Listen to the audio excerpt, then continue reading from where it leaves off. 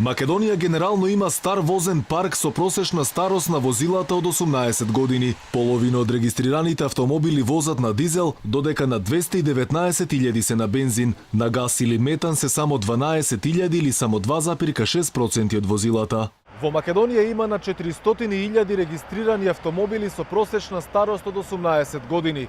Од нив над 80% се постари од 10 години, а речиси половина од нив користат дизелски погон.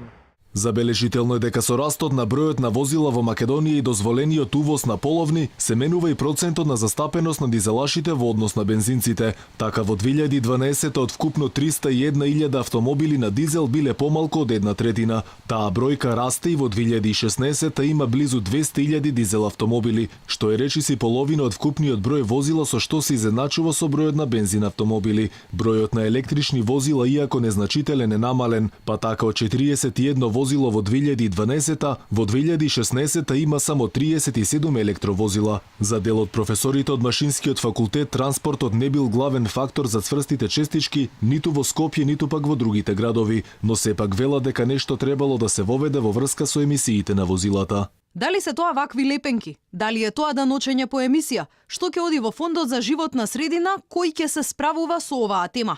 Некаков систем во кој ги промовираме зелените возила треба да направиме, па макар и ваков систем со лепенки со кој без разлика колку некој вистински загадува, бидејќи не знаеме колку километри поминува. Ставаме лепенка и го ограничуваме каде во градот смее да вози. Сметам дека за почеток може да се направи доста полесно или полабаво ограничување, така што Евро 4, 5 и 6 треба да се зелена лепенка, а да се промовираат возила на метан, што секако ќе добијат зелена лепенка. Вели професорот на Машинскиот факултет Даме Димитровски. Инаку емисијата на цврсти честички при согорување на пропан, бутан или метан е речиси нула. Затоа од владата со новите законски измени најавија и субвенции за електрични хибридни возила, како и субвенции за нафтен газ или метан. Паралелно еколошката категоризација на возилата преку налепниците со други зборови би значила дека граѓаните тешко ќе можат да ги возат своите возила, зашто ретко кој од граѓаните има еколошки автомобили со стандарди Евро 5 и Евро 6. Инаку еколошките налепници во црвена, жолта и зелена боја се неприфатливи за опозицијата, зашто смета дека со нив дефинитивно нема да се намали загадувањето.